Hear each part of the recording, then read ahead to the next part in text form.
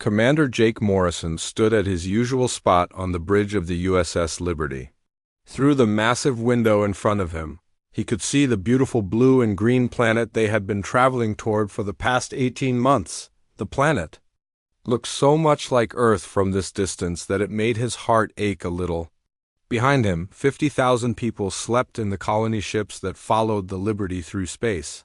These were farmers and teachers and doctors and engineers, all hoping to build a new home on this distant world. Dr. Lisa Carter sat at her station nearby, studying the numbers that flowed across her screen. As the mission's chief scientist who studied alien life, she was responsible for making sure this new planet was safe for humans to live on. The air looked breathable, the water seemed clean, and the temperature readings showed it would be comfortable for human settlers. Everything looked perfect for humanity's first home beyond Earth's solar system. Lieutenant Sam Hughes worked quietly at the communications station, monitoring radio signals from space around them. The Liberty was not a warship, but an exploration vessel built to carry scientists and colonists to new worlds. They had some basic weapons for protection against space debris and small asteroids, but nothing more than that. Jake had commanded cargo ships and passenger vessels for most of his career before taking on this mission. He knew how to keep people safe during long journeys through space, but he had never been in any kind of space battle. The first message came through just as Dr. Carter was preparing her final report on the planet's atmosphere. Sam's head snapped up from his console, and his face showed confusion and worry. The young officer had been monitoring empty space for months, hearing nothing but the background noise of distant stars. Now his equipment was picking up a transmission. That was definitely from intelligent beings. "Commander Morrison, sir," Sam called out, his voice uncertain. "I'm receiving a message from the planet's surface. It's in a language I don't recognize, but the computer is translating it now." Jake walked over to Sam's station, feeling curious rather than alarmed. This was exactly what they had hoped for when they chose this planet. If there was intelligent life here, perhaps they could share the world peacefully. Humanity had always wondered if they were alone in the universe, and finding friendly neighbors would make this colony even more special. The translation appeared on Sam's screen, and Jake read it aloud. "Please, we surrender. Do not send the Deathworlders. We will comply with all demands." Jake frowned and read it again. The message made no sense to him. "Sam, are you sure the translation is correct?" "The computer shows 97%. "Accuracy, sir," Sam replied, checking his equipment again. "The signal is definitely coming from the planet, and it's being broadcast on multiple frequencies. They really want us to hear this message." Dr. Carter had left her station and joined them at the communications console. She read the message several times, looking as confused as Jake felt. "Commander, they seem to think we're some kind of military force. They're talking about surrender and compliance, but we haven't made any demands or threats." Jake thought about the message carefully. The word Deathworlders was particularly strange. He had never heard that term before, and he could not understand why aliens would use it to describe humans. Sam sent them a response. "Tell them we are peaceful explorers from Earth and we're looking for a place to build a new home. Make it clear that we come in peace and want to be friends." Sam typed the message and sent it toward the planet.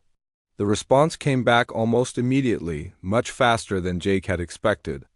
The aliens seemed to be waiting by their communication equipment, ready to answer any message from the human ships. "We know what your species is capable of," the new message read. "We have seen the reports from the Outer Rim. Please, mighty warriors, we will evacuate this system immediately. Do not destroy our cities." Jake felt a chill run down his spine. The aliens were not just confused about human intentions. They were absolutely terrified. Something had frightened them so badly that they were willing to abandon their entire world, rather than face humans in any kind of conflict. But Jake could not understand what could have scared them so much. The Liberty was clearly a civilian vessel, and the colony ships following them were filled with families and children. Dr. Carter was already working at her portable computer, trying to understand what was happening. "Commander, I'm scanning the planet's surface for large-scale movement. If they're really planning to evacuate, we should be able to detect it. Her screen began showing massive energy signatures rising from cities all across the planet's surface. Thousands of ships were launching at the same time, creating a traffic pattern unlike anything Jake had ever seen. The aliens were not just threatening to leave, they were actually doing it. "My God," Dr. Carter whispered, staring at her readings. "There are millions of ships leaving the planet. This isn't just a government evacuation. This is every single intelligent being on the world trying to escape." Jake watched the energy signatures climb away from the planet's surface and knew that something was very wrong. The aliens' fear was real and immediate, but he could not understand what had caused it. The USS Liberty had never fired a weapon at anyone, and the colony ships were clearly designed for peaceful settlement, not warfare. "Sam, try to contact them again," Jake ordered. "Tell them we have no intention of harming anyone. Explain that we are colonists, not soldiers. We want to share the planet with them, not take it away from them." But even as Sam prepared the message, Jake could see more and more ships leaving the planet's atmosphere. The aliens were fleeing so quickly that some of their vessels were colliding with each other in their desperate rush to escape. Whatever they believed about humans, it was powerful enough to make them abandon their homeworld rather than risk any contact with the approaching human fleet. Dr. Carter looked up from her scanner with an expression of complete bewilderment. "Commander, at this rate, the planet will be completely empty within 6 hours. They're evacuating every city, every settlement, every outpost. I've never seen anything like this in any of our historical records." Jake stared out at the beautiful world that was supposed to become humanity's new home, watching as its entire population fled in terror from the peaceful colonists who only wanted to be their neighbors. Captain Ryan Brooks had been staring at the same star charts for 3 hours when the first distress call came through. His science vessel USS Explorer had arrived in the Proxima system 2 days earlier to study some unusual gravitational readings that Earth's long-range sensors had detected. The ship was small compared to the colony vessels, carrying only a crew of 60 scientists and support staff, who specialized in studying new star systems before human settlers arrived. Dr. Amanda Walsh sat at her workstation, analyzing soil samples from a nearby asteroid when Communications Officer Kelly Johnson suddenly stood up from her chair. Kelly had been monitoring standard radio frequencies for any signs of intelligent life in the system, but for the past 2 days she had heard nothing except the usual background noise of space. "Captain Brooks," Kelly called out, her voice showing excitement and confusion. "I'm picking up multiple transmissions from across this entire region of space. The computer is having trouble translating them because there are so many different languages, but they all seem to be distress calls." Ryan walked over to Kelly's station, followed by Dr. Walsh and engineer Tony Martinez. Tony had been working on the ship's engines when he heard Kelly's announcement, and he still had grease on his hands from repairing a coolant line. The four of them gathered around the communications console as Kelly played back some of the messages she had recorded. The first transmission came through in a high-pitched voice that sounded panicked and desperate. "All ships in the Centauri region, this is Commander Zeph of the Third Fleet. We have confirmed reports of Deathworlder vessels approaching multiple systems. Recommend immediate evacuation of all non-essential personnel." The second message was even more alarming. "Emergency broadcast to all Council worlds. The Predator species has been sighted in Sector 7. They are moving faster than our scouts predicted. All civilian populations should prepare for emergency evacuation procedures." Dr. Walsh looked at Captain Brooks with growing amazement. As the ship's expert in alien psychology and behavior, she had studied every known theory about how first contact with alien species might happen. But none of the training materials had prepared her for anything like this. "Ryan," she said quietly, "these messages are talking about us. They're calling humans the predator species and Deathworlders, and they're warning each other that we're coming." Kelly continued playing more messages, and each one added to the growing picture of panic that was spreading across multiple star systems. Ships were fleeing, planets were being evacuated, and military forces were being recalled to defend core worlds. Because word had spread that humans were expanding into this region of space. Engineer Martinez scratched his head as he listened to the translations. Captain, this doesn't make any sense. How do they even know about us? We've only been traveling in space for a few decades, and this is the first time any human ships have come this far from Earth. Dr. Walsh was already working at her computer, searching through Earth's communication records for any clue about how the aliens had learned about humanity. Wait, she said after several minutes of searching. I found something. There was an incident in the Vega system about 6 months ago.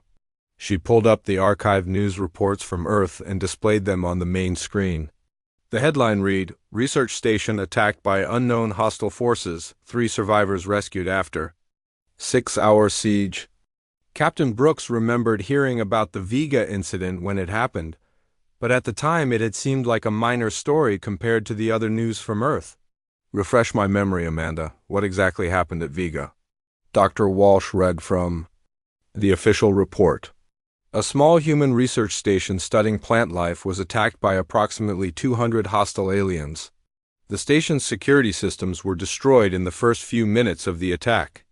3 researchers managed to survive by barricading themselves in the laboratory and using improvised weapons made from mining equipment and agricultural tools. Tony Martinez looked skeptical. 3 people held off 200 attackers for 6 hours? That seems impossible. That's what I thought too, Dr. Walsh continued. But listen to this. The survivors were Dr. Kevin Park, a botanist who had never received any military training; Helen Ross, a medical technician who specialized in plant diseases; and Bobby Chun, a maintenance worker who fixed the station's life support systems. Kelly Johnson had been listening to more alien transmissions while the others talked, and now she looked up with a startled expression. Captain, I'm hearing more details about what happened at Vega. According to these alien reports, those 3 humans didn't just survive the attack. They actually drove off the entire raiding force. The crew exchanged glances of disbelief. Dr. Walsh pulled up more detailed files about the Vega incident and began reading through the testimonies that the 3 survivors had given to Earth authorities after their rescue. According to Dr. Park's statement, she read aloud, they used fertilizer to make explosives, turned medical equipment into weapons, and created traps using the station's gravity generators. Helen Ross treated their injuries using plant-based medicines she created in the laboratory. Bobby Chung kept the station's power running and used the environmental controls to make it difficult for the attackers to see or breathe properly. Captain Brooks tried to imagine 3 ordinary civilians, people with no combat training or military experience, somehow defeating a force of 200 trained alien warriors. It seemed like something from a science fiction story rather than a real event that had happened just months earlier. Engineer Martinez was studying the technical details of what the survivors had accomplished. Captain, look at this inventory of what they had available.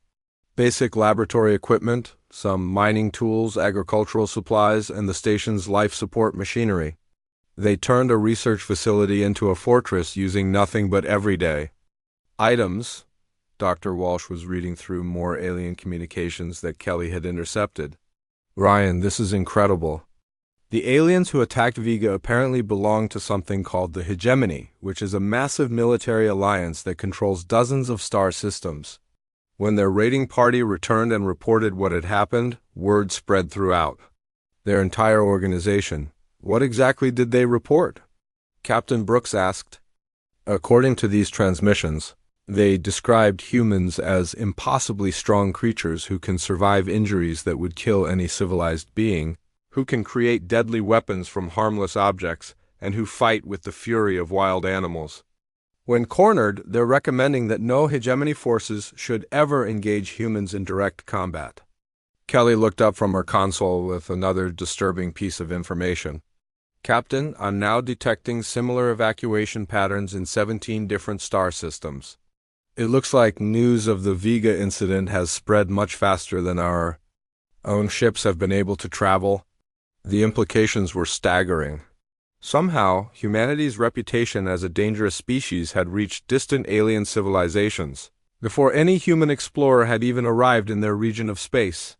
3 ordinary people defending themselves had accidentally created a legend that was now causing entire worlds to flee in terror at the mere possibility of encountering human beings. Admiral Susan Clark stood in the war room aboard the battleship USS Defiance, staring at a holographic map that showed something she had never expected to see. Dozens of star systems were marked with red warning symbols indicating massive population movements and military evacuations. Her aide, Colonel Frank Rivera, had spent the past week gathering intelligence reports from across known space, and the picture they painted was both fascinating and deeply troubling. The USS Defiance was humanity's most advanced warship, built to protect Earth's expanding colonies from any threats they might encounter in deep space. Admiral Clark had commanded military vessels for 25 years, fighting pirates and defending cargo ships in the outer regions of Earth's solar system. She understood warfare and strategy better than almost anyone in the human fleet, but the situation developing across the galaxy was unlike anything in her experience. "Ma'am," Colonel Rivera began, spreading more reports across the table in front of them, "it appears that our first contact with alien civilizations happened very differently than anyone on Earth realized. While our diplomatic teams were still preparing peaceful contact protocols, our reputation somehow traveled ahead of us. Commander Lisa Thompson, the fleet's head of military intelligence, activated the holographic display to show the movement patterns they had detected. Red arrows indicated the direction of fleeing alien ships, while blue dots marked the locations where human vessels had been spotted. The pattern was clear and disturbing. Everywhere humans appeared, alien populations immediately began evacuating. "Admiral," Commander Thompson explained, "what happened at the Vega research station 6 months ago wasn't just a minor incident that got reported back to Earth. Apparently, the aliens who attacked our people belong to something called the Hegemony, which is one of the largest military alliances in this part of the galaxy." Dr. Paul Harrison, the fleet's expert on alien cultures and societies, had been studying the intercepted communications for days. He was a thin, quiet man who usually worked alone in his laboratory, but the current situation had brought him to the Admiral's attention because of his unique ability to understand how alien minds worked. "Admiral Clark," Dr. Harrison said, adjusting his glasses as he spoke, "according to the transmissions we've intercepted, most species in this region of space evolved on what they call garden worlds. These are planets with low gravity, mild weather, and very few natural dangers. The aliens we're dealing with have never encountered a species like humanity." Admiral Clark studied the data that Dr. Harrison had compiled about the physical differences between humans and the alien species they were encountering. The numbers were startling, but she needed to understand exactly what they meant for human expansion into this region of space. "Doctor, explain to me in simple terms what makes humans so different from these aliens," she requested. Dr. Harrison pulled up a comparison chart on the main display. "Ma'am, the average alien in the hegemony weighs about 60 pounds and comes from a world with gravity that's roughly 1/3 of Earth's. Their planets typically have stable weather patterns, no extreme temperatures, and very few predatory animals. They've spent millions of years evolving in what we would consider a very safe, controlled environment." Colonel Rivera added more context from the military intelligence reports. "Admiral, when those 3 civilians at Vega defended themselves against 200 hegemony soldiers, they did things that these aliens consider physically impossible." Dr. Kevin Park lifted and threw objects that weighed more than 3 adult aliens. Helen Ross continued fighting after receiving injuries that would have killed most hegemony warriors. Bobby Chun worked for hours in environmental conditions that the aliens found completely unbearable. Commander Thompson brought up video footage from the Vega incident that had been recovered from the research station's security cameras. The images showed ordinary humans doing things that looked routine and normal to anyone from Earth. But Admiral Clark was beginning to understand how terrifying these same actions would appear to beings from low-gravity worlds. "Look at this." "Clip," Commander Thompson said, pointing to a section where Dr. Park was moving heavy equipment to build a barricade. He's carrying a piece of mining machinery that weighs about 400 pounds. To him, it's moderately heavy but manageable. To a hegemony soldier, watching him move that equipment would be like watching someone casually lift a small truck. Dr. Harrison had more disturbing information about how the aliens perceived human behavior during the attack. Admiral, according to their military reports, the hegemony soldiers were shocked that the humans continued fighting even when injured. In their culture, any serious wound means immediate withdrawal from combat because their bodies are much more fragile than ours.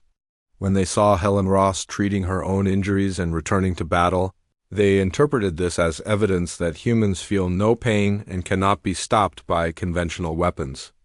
Admiral Clark was beginning to understand the scope of the problem facing humanity's expansion into space.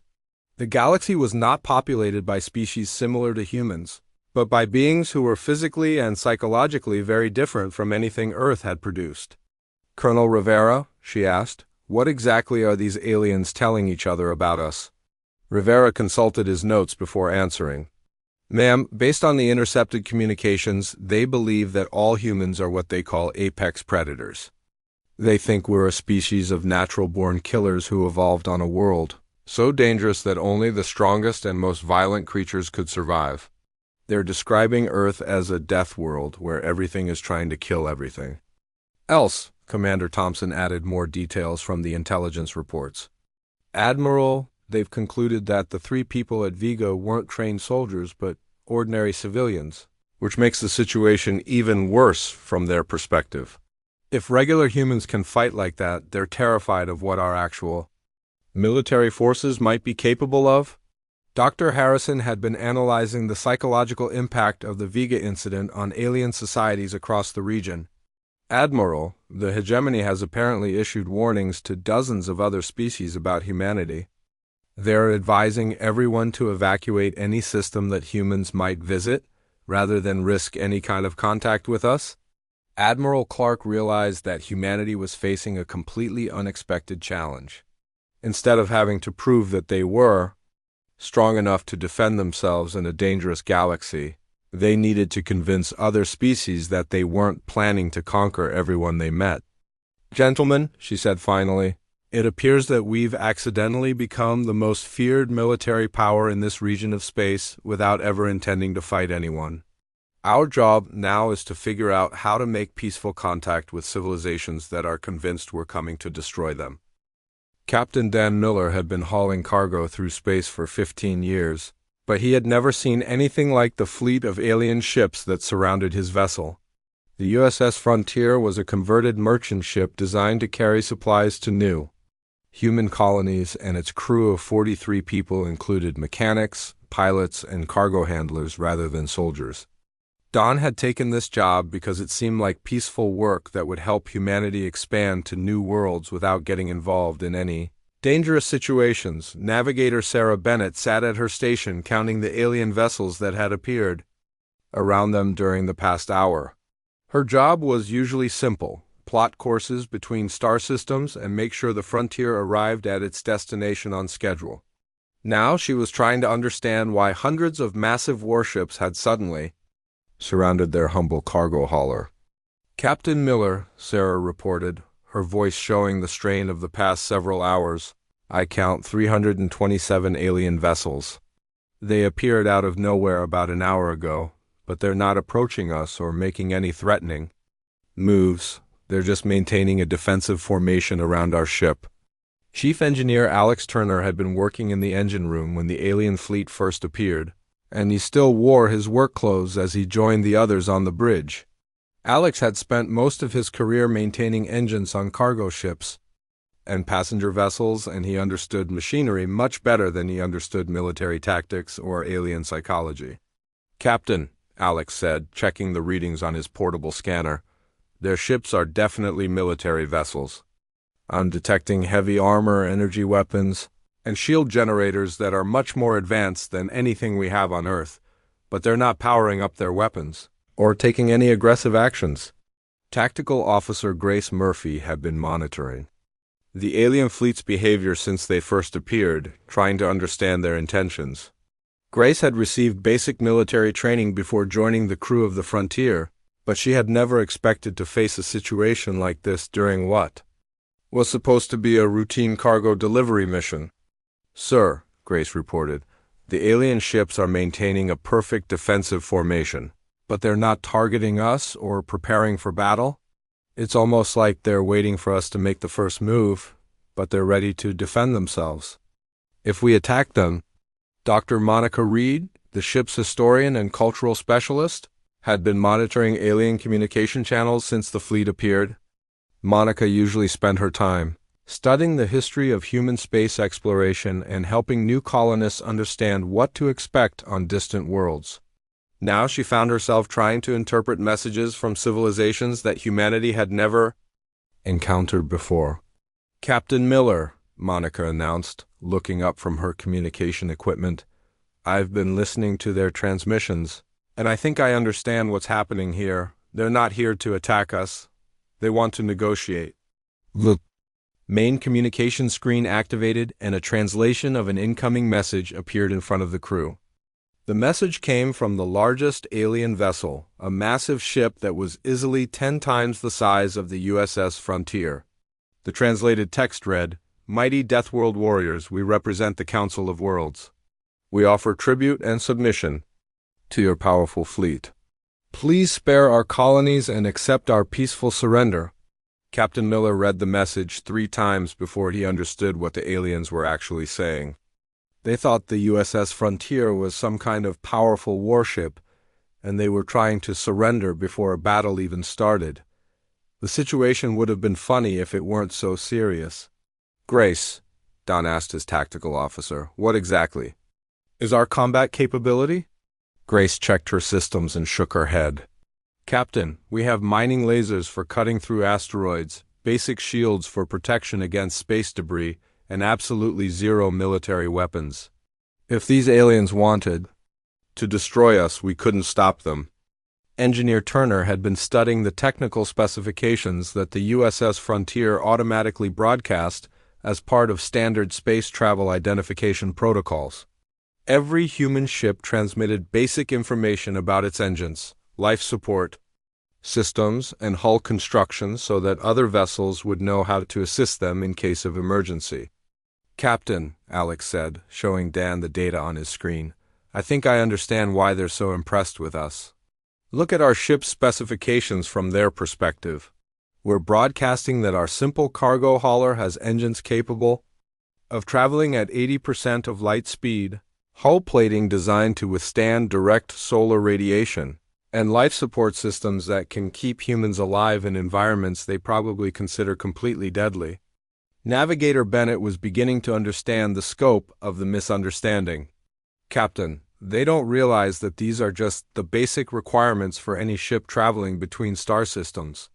To them, we've just announced that our weakest vessel is more technologically advanced than their most powerful warships." Dr. Reed had been analyzing more of the alien communications, and she discovered even more disturbing information about how the aliens perceived human capabilities. "Done, according to their messages. They've been studying the technical data we broadcast, and they're amazed by what they consider our casual attitude toward extreme danger." "What do you mean?" Captain Miller asked. "Well," Monica explained, "our life support systems are designed to work in the vacuum of space, in extreme heat and cold, and in radiation levels that would kill most alien species instantly. To us, these are just normal safety features. To them, we're casually operating in conditions they consider absolutely lethal." Chief Engineer Turner realized that the aliens were interpreting every aspect of human space travel as evidence of incredible military capability. "Captain, think about it from their point of view. We're traveling through space at speeds they probably consider impossible. Our hull can survive impacts that would destroy their ships, and our crew can operate in environmental conditions they find terrifying." Tactical Officer Murphy had more information about how the aliens viewed the USS Frontier's crew. "Sir, based on their communications, they think our 43 crew members are all trained warriors. They can't understand how such a small group of people can operate such an advanced vessel unless each person is incredibly skilled and dangerous. The truth was both simpler and more complex than the aliens could understand. The USS Frontier was indeed an advanced ship by the standards of most alien civilizations, but only because humans came from a world where advanced technology was necessary for survival. The crew members were skilled at their jobs, but they were mechanics and pilots rather than soldiers. Captain Miller found himself in an impossible situation. An alien fleet that could easily destroy his ship was offering to surrender to him, apparently convinced that the USS Frontier represented the advance guard of a powerful human invasion force. He had to find a way to convince them that he was just a cargo hauler trying to deliver supplies to human colonists, not a military commander planning to conquer their worlds. Admiral Patricia Nelson received the emergency transmission while her battle fleet was still 3 days away from the Proxima colony. The USS Vengeance was humanity's newest and most powerful warship, designed to protect human settlements from any threats they might encounter in deep space. Patricia had commanded military vessels for 30 years, fighting space pirates and defending merchant ships throughout Earth's solar system. She understood combat better than most people in the human fleet, but the reports coming from across multiple star systems made no sense to her. General Steve Cooper stood beside her in the command center, reviewing intelligence reports that seemed too strange to be real. Steve had been Patricia's friend and advisor for over a decade, and he had never seen anything like the situation that was developing across the galaxy. His job was to plan military operations and assess threats to human colonies, but he was struggling to understand an enemy that wanted to surrender before any fighting had even begun. Admiral Nelson, reported Communications Director Karen White, "We're receiving surrender offers from 47 different star systems. They're offering us advanced technology, territorial concessions, and what they call tribute payments. Most of these messages are coming from planets we've never even heard of before." Intelligence Chief Rachel Davis had been analyzing the alien communications for the past week, trying to understand why so many different species were suddenly terrified of humanity. Rachel had spent her career studying potential threats to human expansion, but she had never expected to encounter aliens who were more afraid of humans than humans were of them. "Admiral," Rachel explained, "the aliens are operating under a massive misunderstanding about human capabilities and intentions. They think every human ship they've encountered is a military vessel, and they believe every human civilian is a trained warrior." Colonel Nick Foster, the fleet's strategic analyst, had been studying the reports from human ships across the region. Nick was responsible for understanding enemy tactics and predicting how battles might develop, but the current situation required him to analyze something completely different: how to convince an entire galaxy that humanity was not planning to conquer them. "Ma'am," Nick reported, "based on the communications we've intercepted, the aliens have been tracking human ship movements for months. They've identified the USS Liberty as our command vessel, the USS Explorer as our scout ship, and the USS Frontier as our advanced raiding force." Admiral Nelson felt a mixture of amazement and frustration as she realized what had happened. The Liberty was a colony ship carrying families and farmers to a new world. The Explorer was a science vessel studying gravitational anomalies. The Frontier was a cargo hauler delivering supplies to human settlements. None of these ships were military vessels, but somehow the aliens had interpreted them as components of a massive invasion fleet. Dr. Jennifer Martinez, the fleet's chief medical officer, had been studying the physiological data from human encounters with alien species. Jennifer usually focused on keeping human crews healthy during long space voyages, but the current situation required her to understand why aliens found humans so physically intimidating. "Admiral Nelson," Dr. Martinez explained, "I've been analyzing the medical reports from every human-alien encounter we know about.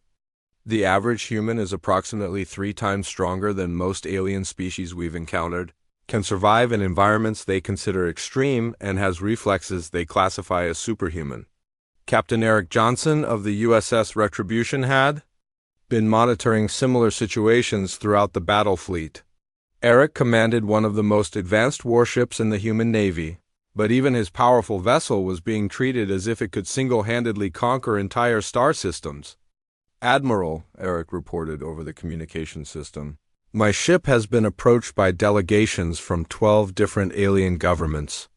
They're all trying to negotiate peace treaties with us, and they're offering us anything we want if we promise not to attack their worlds." Admiral Nelson realized that she was facing a problem that no military commander in human history had ever encountered. Her fleet of 12 warships was being treated as if it were the most powerful armada the galaxy had ever seen, even though it was actually quite small by the standards of space warfare. Fleet Navigator Amy Brooks had been plotting courses through the region and monitoring the movement of alien vessels. Amy's job was usually straightforward: get the fleet where it needed to go without running into any obstacles. Now she was trying to navigate through a galaxy where entire civilizations were fleeing from the mere possibility of encountering human ships. "Admiral," Amy reported, "we're detecting massive evacuation patterns in every system we approach. Some planets are being completely abandoned, and their populations are fleeing to what they call safe zones deeper in the galaxy. Our small battle fleet is causing refugee movements involving billions of beings."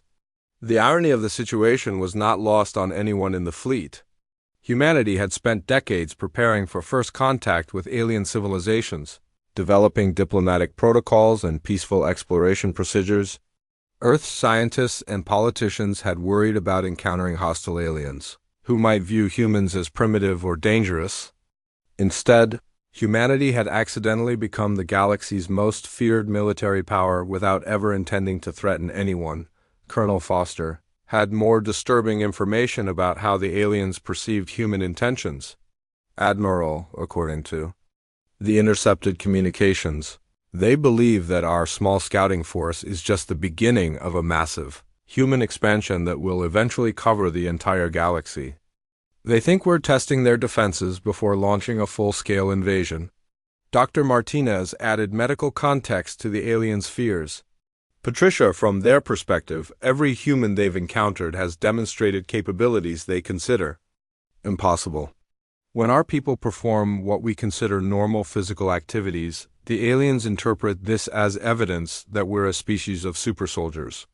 Admiral Nelson studied the star charts showing the locations of fleeing alien populations and realized that humanity's greatest challenge would not be proving they were strong enough to defend themselves in space. Instead, they would need to convince an entire galaxy that humans had no desire to conquer other worlds or harm peaceful civilizations. "Karen," she said to her communications director, "prepare a message for broadcast to all alien civilizations in this region. Tell them that Admiral Patricia Nelson of the human fleet requests a meeting with representatives of the Council of Worlds. Make it clear that we come in peace and want to establish friendly relationships with our neighbors." As the message was transmitted across multiple star systems, Admiral Nelson reflected on the strange situation that humanity had created without meaning to. The Deathworlder fleet that aliens feared so desperately consisted of a few exploration ships, some cargo haulers, and one small battle group sent to protect human colonists. But in a galaxy populated by species that had evolved as prey animals on gentle worlds, even humanity's peaceful intentions looked like the strategic planning of apex predators preparing for conquest.